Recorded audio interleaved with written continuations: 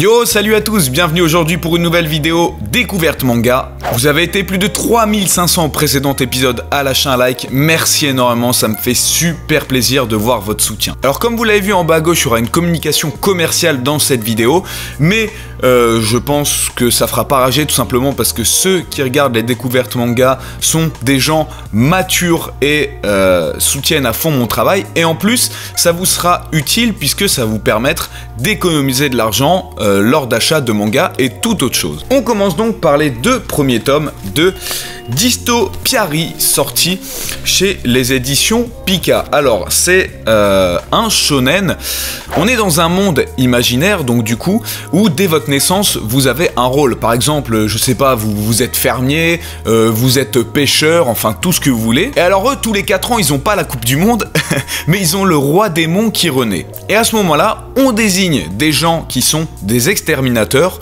dont le but c'est de tuer le roi démon. Et ces exterminateurs vont devoir s'entourer, c'est quelque chose d'essentiel pour eux, d'autres personnes pour tuer le roi démon. Ça donne lieu à des personnages assez spécifiques, notamment il y en a un, il se combat avec ses crottes de nez, voilà, c'est ça son pouvoir. D'ailleurs, même dans son monde, il n'est pas respecté le pauvre. Et en réalité, c'est assez chelou, parce que les exterminateurs, donc, dont le héros principal que vous voyez là, qui est assez stylé, hein, ils gagnent de la force à chaque fois que leur compagnon meurt. Donc en fait, chaque personne peut avoir un niveau 12, 15, 17, etc. Et dès qu'il y a un de ses potes qui meurt, il va prendre son niveau. Même à certains moments, c'est lui-même qui va tuer ses compagnons pour se sortir de situations difficiles. D'ailleurs, on nous le dit dans les premières pages, vous êtes les pires des héros. Et à côté de ça, bah, on a le roi démon qui là se matérialise sous forme de compagnie de cirque, qui eux ont l'air plutôt sympas, mais voilà, qui tuent tout le monde parce que c'est leur devoir, c'est les rois démons. Donc on a un peu de mal à situer en fait qui sont les mecs gentils et méchants dans l'histoire. On dirait que tout le monde agit parce que on leur a dit de faire comme ça. Et donc il y a très fort à parier que à la suite des tomes, donc ça se termine en 5 tomes, notre héros se dit au final ce que je fais c'est pas bien, etc. Je vais essayer de changer les choses. D'ailleurs il a un rival qui lui essaye de se trouver des compagnons sans les tuer. Je vous montre au niveau des dessins, ça va, c'est assez stylé, c'est pas ouf, c'est dans la moyenne. Voilà, donc au début je trouvais ça un petit peu bateau, mais comme j'ai déjà lu les 2 premiers tomes sur 5, je lirai la suite pour voir ce qu'il en est. Ok, alors maintenant, comme je vous ai dit dans l'intro, je vais vous montrer un site super qui s'appelle Igral pour faire des économies sur tous vos achats sur internet. Et là particulièrement, ce qui nous intéresse, ce sont les mangas. En fait, le principe du site, c'est qu'il va vous permettre de récupérer de l'argent sur vos achats sur des sites. Par exemple, là vous voyez, moins 10% sur la boucherie de Carrefour Drive, jusqu'à plus 5% sur la Fnac. Vous allez acheter, par exemple, admettons 100 € sur la Fnac. Ça va vous coûter 100 €, mais vous allez débloquer 5 € dans votre cagnotte que vous pourrez récupérer après. Donc si vous inscrivez déjà par le lien disponible dans la description, vous avez 5 € de cagnotte. Si en plus vous ajoutez l'add-on, ici on vous donne encore 1 € en plus. Et ça c'est très cool, pourquoi? Parce que ça vous évite de devoir tout le temps aller sur le site de Igral, regarder ah bah qu'est-ce que j'ai comme offre en ce moment, etc. Si vous ajoutez ça directement sur le site concerné, vous allez voir les réductions. Regardez, donc je vais ajouter par exemple moi l'extension à Google Chrome. Donc regardez, par exemple là en haut à droite, je vais taper la Fnac, 5% de réduction. Bon après ça dépend des choses, mais je crois que pour le livre ça doit être 2%. On met en profiter. Voilà, alors là par contre il faut désactiver Adblock. Si vous avez Adblock d'activer, ça ne va pas fonctionner. Et voilà, et donc là je me retrouve sur le site de la Fnac. On me dit bien que j'ai 5% de cashback, enfin plutôt 2% pour ce qui est des livres il me semble. Donc je vais faire mon achat tout à fait normalement. Voilà, là ici j'ai 2 livres de My Hero Academia. Je vais les acheter. Voilà, la réduction comme je vous l'ai dit ne va pas se faire là, mais le cashback va être retranscrit directement sur mon compte Igral. Alors après, pour récupérer votre argent, c'est très simple. Vous allez dans votre compte et vous pouvez vous faire un petit paiement à partir de 20 €, donc récupéré via PayPal, virement bancaire, chèque cadeau ou des dons à une association. Donc voilà, je pense vraiment que ça peut être utile pour beaucoup d'entre vous, déjà pour acheter des mangas parce qu'on me demande souvent, mais aussi pour plein de sites. Vous allez voir maintenant, à chaque fois que vous allez faire des achats, ah bah tiens, il y a chez Jules, justement, à chaque fois que vous allez faire des achats, vous allez récupérer 5%, 2,5% et au final, bah vous verrez qu'à la fin du mois, ça fait quand même pas mal. Voilà, j'espère que ça vous aura aidé. On continue sur les lectures manga.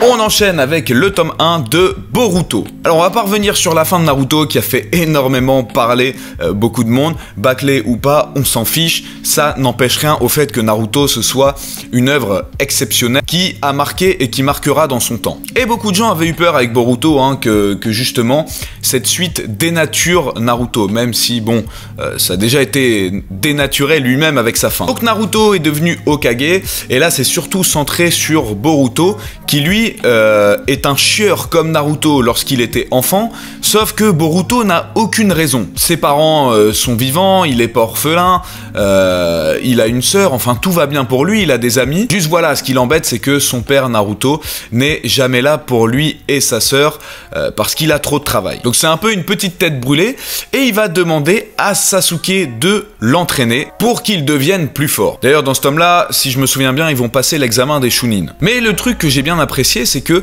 là, à l'époque de Boruto, les gens vivent dans un monde de paix. Donc, à quoi servent les ninjas? D'autant plus que maintenant, ils ont une nouvelle technique qui permet de mettre les jutsu dans une petite capsule et de les utiliser. Donc, tout le monde peut utiliser n'importe quel jutsu. Donc, comment va évoluer cette nouvelle technologie? Et c'est surtout l'avenir des ninjas, moi, qui m'intéresse. C'est la question que je me posais. S'il n'y a plus de guerre, que font les ninjas? Bon, alors moi, je suis quasiment sûr qu'il va avoir un nouvel ennemi qui va rassembler tout le monde pour se battre. Ça va être quasiment ça, mais bon, voilà, sympa. En plus, apparemment, l'épisode 1 de Boruto, là, qui est sorti il y a quelques jours, est ultra lourd au niveau de l'animation. Et en plus, ce qui est bien, c'est qu'apparemment, le manga et l'animé ne se suivent pas à 100%. Donc ça, c'est super cool. Autre petite chose que je n'ai pas, que j'ai oublié de dire, ce n'est pas Kishimoto qui le dessine, mais un de ses anciens assistants. Alors, ça ressemble assez bien au trait de Kishimoto, même si à certains moments, ça se ressent au niveau des visages des personnages que c'est pas lui. On enchaîne avec La petite fille aux allumettes, sortie chez les éditions Komiku. Komiku, toujours aussi bon pour trouver des mangas originaux. Alors là, on va suivre Rin, qui est une vendeuse d'allumettes chimériques. Donc autant dire ces allumettes donnent naissance aux chimères. Les chimères, qu'est-ce que c'est? C'est ce à quoi l'on pense lorsqu'on allume les allumettes. Et donc en gros, les gens vont pouvoir réaliser leurs rêves grâce à ces chimères. Je vais vous prendre tout simplement un exemple, parce qu'en fait, chaque chapitre est comme une petite comptine, avec derrière un message. C'est-à-dire, ok, les allumettes, vous pouvez les utiliser comme vous voulez, mais n'en abusez pas, sinon ça va se retourner contre vous. Alors je vous donne juste un exemple avec le premier chapitre, où c'est un mec qui a pas trop de succès avec les filles, etc. Il va vouloir que toute la gente féminine tombe amoureuse de lui. Qu'est-ce qui va se passer? Tous les êtres féminins du monde, donc que ce soit les femmes, les insectes, la faune, la flore, enfin tout, vont tomber amoureux de lui. Et forcément, dans ce lot de gens amoureux, bah il y a une femme qui est amoureuse excessive qui va le séquestrer. Et le mec va finir par mourir. Donc de base, ça s'apparente à un truc assez mignon, qui en fait derrière est quand même assez dur. Après on a aussi une fille qui veut devenir une idole, il y a aussi une histoire de jalousie, enfin je vous laisserai découvrir, mais c'est vraiment une bonne surprise. Après voilà, faut pas chercher de but particulier à ce manga, ça reste que des petites comptines. Et au niveau du dessin, c'est plutôt propre aussi, hein. J'avais peur en voyant la couverture que ce serait trop chibi et mignon. En fait, on a quand même des traits vachement agressifs. Donc voilà, 2 tomes sont sortis pour l'instant et c'est pas mal du tout. Bon, on va être obligé de parler de Ghost in the Shell, l'édition Deluxe. Certains d'entre vous ont certainement dû voir le film Ghost in the Shell qui est sorti très récemment. D'ailleurs, un truc assez fou, c'est que ce film ne fait jamais référence, en tout cas dans les plans de communication, que c'est l'adaptation d'un manga. On voit très bien que ça s'adresse à un nouveau public, même s'il y a des clins d'œil sur le manga, c'est vraiment pas les fans du manga qui vont aller voir le film. À tel point que moi je connais des gens qui ont dit « Oh putain, trop bien, ce film m'intéresse et tout », et je dis « Mais attends, tu sais que c'est adapté d'un manga? Non, parce que tu me dis que les mangas ça pue la merde et que c'est pas ton style, mais tu vas aller voir l'adaptation d'un manga au cinéma. » Bon, pas mal. Bref. ce manga m'a donné la migraine. Alors je doute pas hein, que ça doit être très intéressant, mais alors il faut lire ça dans un bunker, au calme, fenêtre quadruple vitrage, sans rien avoir dans la tête, se concentrer à 100%. T'arrives là dans cet univers futuriste et très détaillé scientifiquement. D'ailleurs, il y a même les notes de l'auteur. Alors, faut que je vous montre ça parce que voilà, il y a des notes partout. Tu te perds dans la lecture. Alors oui, les notes, il faut les lire à la fin. L'auteur lui-même l'a dit. Sauf que si tu lis pas les notes, tu comprends rien parce que c'est tellement poussé scientifiquement que c'est très dur à suivre. Et puis t'es mis là dans cet univers, c'est un peu brouillon, déjà moi je trouve au niveau du dessin, mais même au niveau de l'histoire, parce que on t'explique pas grand chose. Alors tous ceux qui pensaient là, Death Note, un manga hyper réfléchi, intellectuel et tout, ne vous mettez pas Ghost in the Shell. Alors encore une fois je répète, ça doit être très bon, sauf que voilà, il faut vraiment faire le vide autour de soi, se concentrer à 100% pour, à mon avis, apprécier cette œuvre. C'est éprouvant à lire, hein, c'est un manga éprouvant à lire qui fait la sélection des gens vraiment déterminés qui veulent se donner physiquement et mentalement pour lire ça. Donc voilà, dites-moi vous dans les commentaires si vous avez lu Ghost in the Shell et ce que vous en pensez. Et aussi, voilà, parce que l'univers m'intéresse énormément, mais le manga, pour moi, c'est pas une bonne première approche. Alors si vous pouvez me conseiller des films ou des séries animées à regarder dans l'ordre ou du plus accessible possible. Voilà, je vous remercie. On termine avec L'Enfant et le Maudit, encore une fois chez Komiku.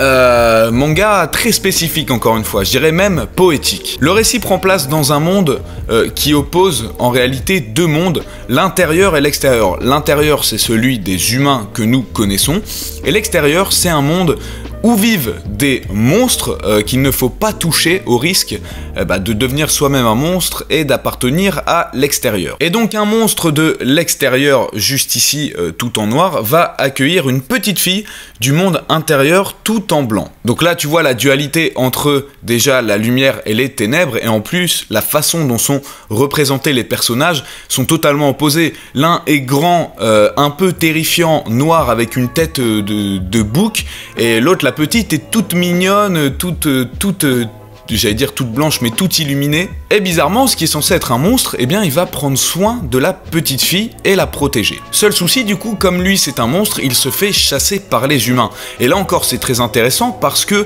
on nous décrit ce personnage comme un monstre alors que c'est le premier à aider une petite fille. Et il a rien de monstrueux, il a l'air tout à fait humain, voire plus humain que certaines personnes. En plus de ça, les chevaliers du monde intérieur ont pour mission de tuer cette petite fille. Pourtant, il semblerait que ce soit encore une humaine. Donc dans ce premier tome, on nage un petit peu dans le flou. Et le gros point fort de ce manga, c'est la mise en scène et les dessins. C'est vraiment magnifique. On a plein de questions au fur et à mesure du tome, mais on se laisse emporter par le récit et ces dessins juste magnifiques. Voilà, je l'ai déjà dit, mais je le redis. Et donc tout l'enjeu de ce titre va être, est-ce que la petite est finalement un monstre ou non? Est-ce que les monstres sont si méchants que ça ou non? Peut-être qu'en fait le monde extérieur c'est l'intérieur et que l'intérieur est l'extérieur, enfin voilà, bref. Mais c'est super prenant, c'est un manga très original que je vous conseille de lire. Voilà, c'est donc fini pour les découvertes manga de cette semaine. Un gros merci à vous d'avoir suivi cette vidéo. N'oubliez pas le petit pouce bleu pour le soutien si vous avez kiffé. Le lien dans la description pour aller acheter les mangas et que vous puissiez récupérer de l'argent grâce à ces achats. Et réagissez dans les commentaires sur si vous avez lu certains de ces mangas, ce que vous en pensez, ou d'autres mangas qui sont sortis ce mois-ci. Voilà, il n'y en a pas beaucoup qui réagissent vis-à-vis de ça, mais votre avis m'intéresse. Merci à vous et à bientôt sur la chaîne. Diana.